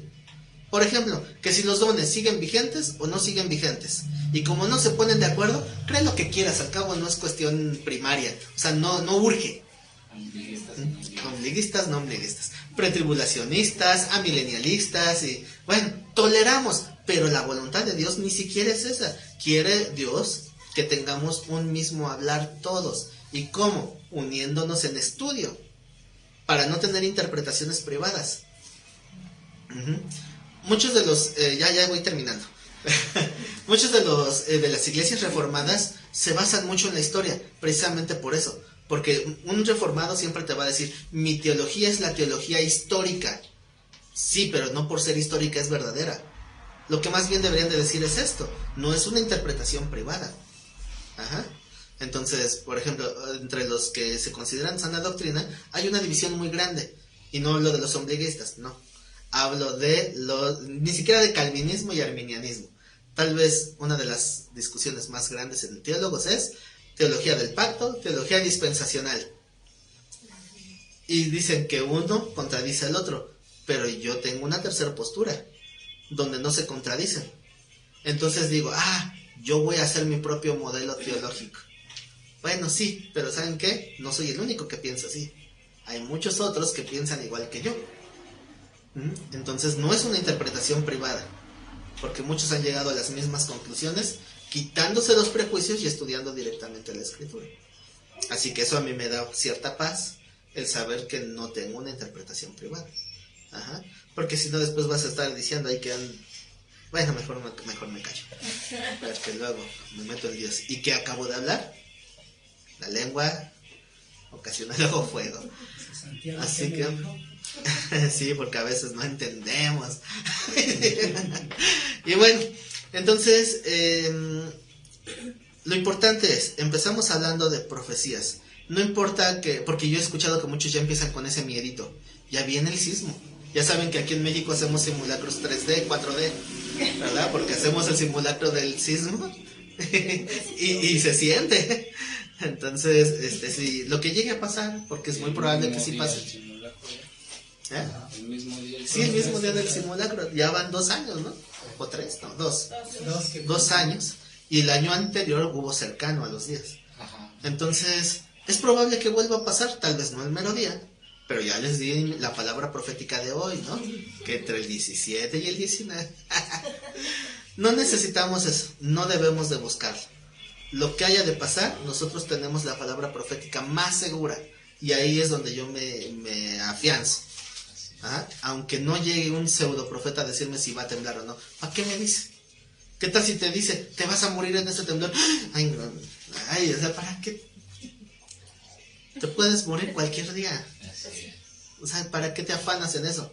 Simplemente toma tus precauciones, confía en Dios y haz lo que tengas que hacer, ¿verdad?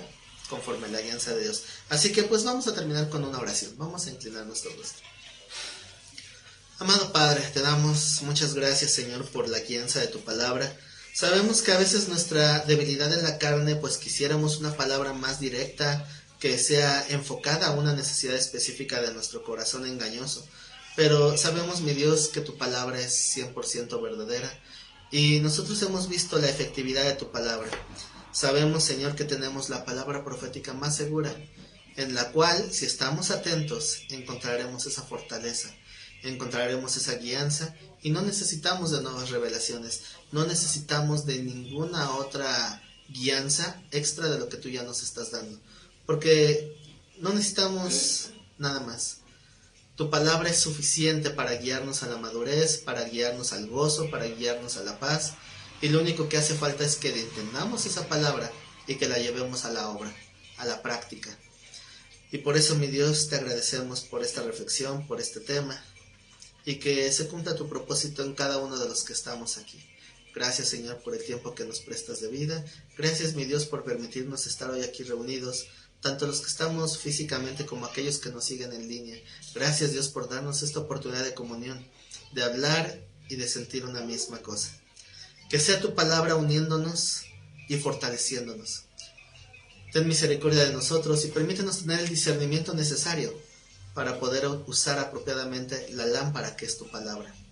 Gracias te damos por esta misericordia y por este mensaje, y te pedimos que tú nos sigas guiando en cada decisión y en cada paso del camino. Te lo pedimos en el nombre de mi Señor Jesucristo. Amén y amén.